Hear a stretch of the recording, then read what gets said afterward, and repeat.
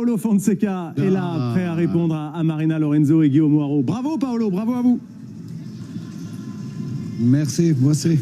Félicitations, effectivement, Merci. pour cette victoire. Avant de parler du jeu et de ce qui s'est passé dans ce match et de la suite, il y a l'émotion quand même, il y a le cœur qui a parlé très fort là, après cette victoire. Qu'est-ce que vous avez eu dans la tête à ce moment-là, là, quand les larmes sont montées en vous? Cette joie, elle vient d'où? Je pense qu'aujourd'hui était un jour très important. Je pense que tout le monde comprend comme les 3 points peut être un bon step pour nous. C'est pourquoi à la fin, je pense que tout le monde était très, très content. Manque beaucoup pour le final, mais je pense que la prestation de l'équipe jusqu'à maintenant était magnifique. Et je pense que cette groupe de travail mérite cet moment. Nous avons beaucoup à faire, mais je pense que cette victoire aujourd'hui était très importante pour nous. Cette émotion, elle était forte. Hein. C'est des 3 points. 3 points, il y a peut-être autre chose que la victoire derrière cette émotion ou pas, coach? Vous avez pensé à d'autres choses que ça, non? Le fait que vous avez été éloigné du banc pendant un moment, ça a dû être dur aussi pour vous, j'imagine? Non, en ce moment, je suis seulement content. D'accord. pour les 3 points et pour le groupe de travail, la façon comme ils travaillent ensemble. Mais je dois dire qu'aujourd'hui était pas facile, était un match difficile, mais à la fin, on a gagné. Justement, coach, félicitations. Je vous ai vu en première mi-temps où vous n'étiez pas très content. Vous reprochez un manque de rythme de vos joueurs. Nice a vraiment fait une bonne première mi-temps. Mais l'humilité qu'a vos joueurs à défendre tous ensemble, même quand ça ne va pas, comment vous avez réussi à inculquer ça à votre équipe?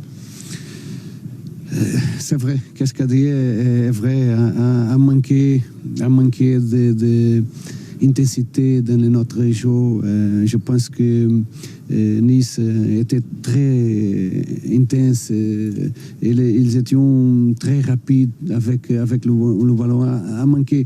Mais après, comme on a dit, l'équipe a cette capacité d'être toujours équilibrée. Ok, le match, c'est pas comme nous voulons, mais nous sommes ensemble à défendre ensemble avec beaucoup d'équilibre, mental, surtout mental. L'équipe a cette vertu. Je pense que les 19 matchs de clean sheet montraient que l'équipe est vraiment équilibrée en ce moment défensif. Swan Borsellino, qui est en plateau, a une question pour vous, Paolo. Bonsoir coach, félicitations aussi pour la victoire. Vous parlez d'équilibre défensif. Il y a un joueur qui a amené énormément d'équilibre aujourd'hui défensif, mais qui a pesé offensivement. C'est Nartey. Il s'est très très bien adapté à ce que vous demandez. Est-ce que vous pouvez nous parler un petit peu de ce que vous lui avez demandé aujourd'hui, parce qu'on l'a trouvé très bon offensivement, et de son adaptation dans le groupe?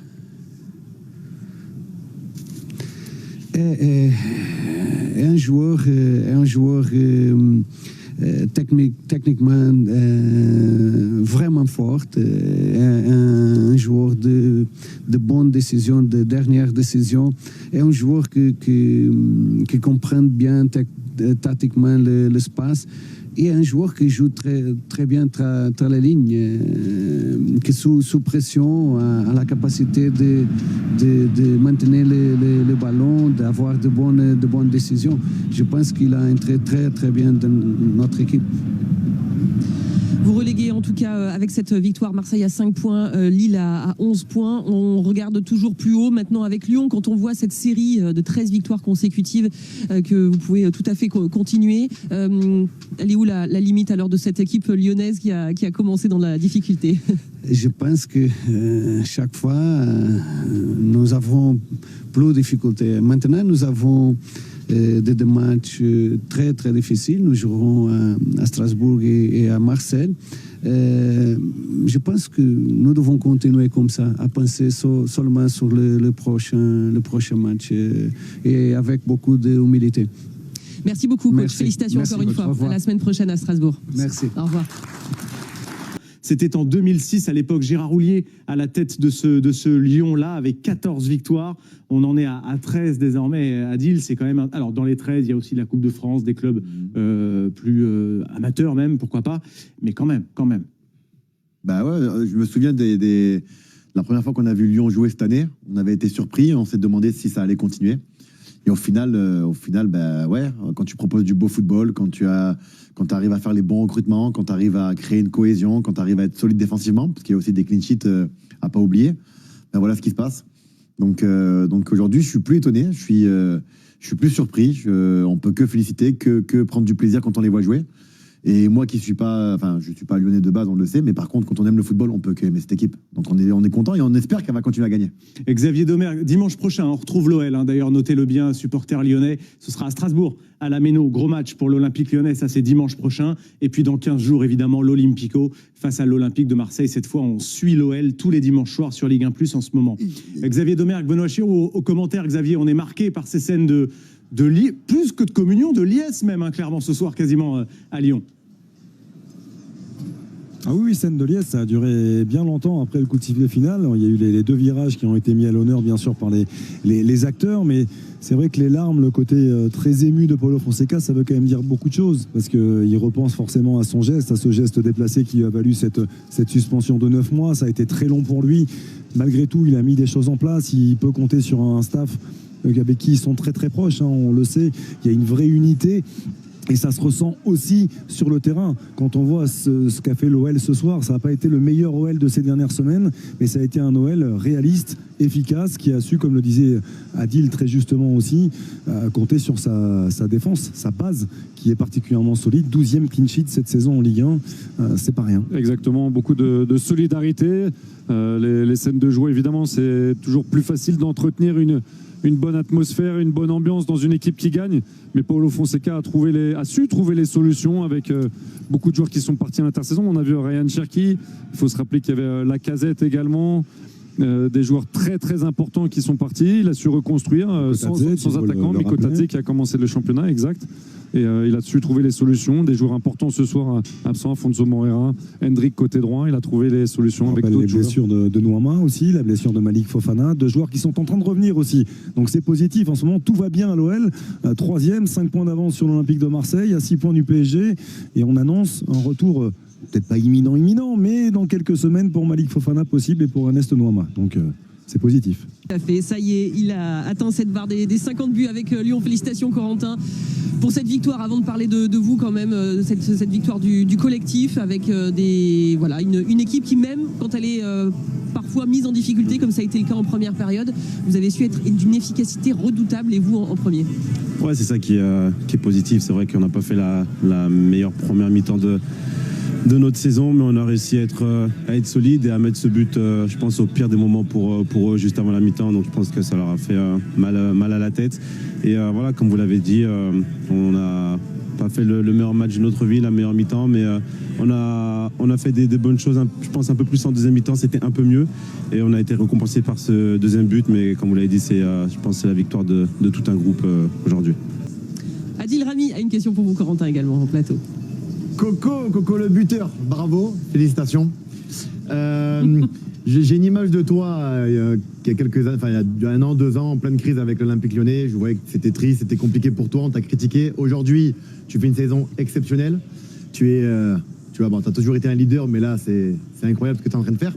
La question elle est simple, en voyant ce qui se passe du côté de l'Olympique de Marseille, avec ce match nul, avec toute cette crise autour de l'OM, est-ce que vous, ça vous galvanise? Est-ce que vous en parlez? Est-ce que c'est une source de motivation pour vous?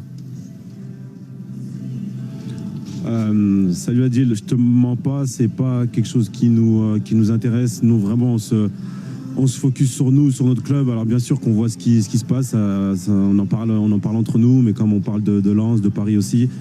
Mais le plus important c'est nous. Il y a beau se passer tout ce qui se passe à Marseille, c'est pas ce qui compte. Nous c'est notre jeu, c'est ce qu'on essaye d'afficher sur le terrain, c'est les consignes du coach, prendre le plus de points possible. Bien sûr qu'on savait que si on gagnait ce match, on prenait 5 points d'avance sur Marseille, mais nous, notre combat, on va dire que c'est surtout face aux équipes qui sont 5e, 6e. Aujourd'hui, on a 11 points d'avance sur eux, si je dis pas de bêtises, je sais pas exactement. Mais oui, 11 exactement. 11. Ça. Donc c'est ça le côté positif ce soir et notre grande fierté, on va dire, de ce soir. T'as un beau dégradé en tout cas. Bravo. Merci, c'est gentil. Le coiffeur, j'espère que le coiffeur écoute, il va être content. C'est un pro qui vous parle en plus, Corentin, notre ami Adil. Encore des chiffres, Corentin, quand même. Il y a évidemment le classement, mais il y a aussi le fait que vous ayez marqué ce soir votre 50e but sous ce maillot-là. Vous égalez également en Ligue 1 une légende du club, Bernard Lacombe, en ayant disputé ce soir un 222e match en Ligue 1 avec l'Olympique lyonnais quand même. Corentin, vous avez conscience de ce que vous êtes en train d'écrire personnellement au sein de cette institution du foot français ? Je suis très très fier d'avoir mis mon 50e but avec mon club formateur, mon club de cœur. J'étais à 49 et j'ai mis un bout de temps, pour moi un peu trop de temps avant de mettre ce 50e but. Mais aujourd'hui, je suis fier surtout de l'avoir mis devant mes enfants, devant mes parents aussi. C'est important, c'est symbolique. Et voilà, j'espère en mettre beaucoup plus. J'ai mis un ami 100, donc pourquoi pas rêver. Voilà, il faut que je reste encore très longtemps, mais voilà, pourquoi pas. Il faut rêver et vous avez les moyens de rêver avec cette équipe également. On a voulu vous faire un petit clin d'œil quand même parce que 50 buts en Ligue 1, on s'est dit on va lui ressortir son premier, ça fait toujours plaisir, je pense, quand on est joueur, non ? Je me souviens très bien de ce but-là, très très important à Bordeaux. Ouais, exactement. Dans les arrêts de jeu, ça va arriver. C'était quoi ? C'était 2014, le 9 mars 2014 contre Bordeaux, effectivement. Un but partout. Et le but de la victoire, Corentin Tolisso. On perdait 1-0 et Henri Bédimo marque à la 85e, je crois. Et puis moi, je marque le but de la victoire, mon premier but. On peut voir, c'était vraiment fou avec Alex, Sam. C'est des belles images. C'était pas le même dégradé, hein ? Non, c'était une autre coupe de la jeunesse. C'est fou quand même parce que mon premier but c'était contre Bordeaux, ça mérite un maillot. Je te jure. Particulièrement agréable cette victoire parce qu'elle a été difficile. Nice vous a posé des soucis ce soir. Ouais, je trouve que techniquement c'était pas le mieux pour nous, mais c'est comme ça. Le plus important c'est 3 points et on continue comme ça. Pourquoi vous avez été tant en difficulté à votre avis ? Je sais pas, je crois que le premier temps ça continuait un peu le match, mais on a trouvé le premier but, ça change le match. Et la deuxième, je crois qu'on a été un peu plus bien avec techniquement et on a pris les 3 points.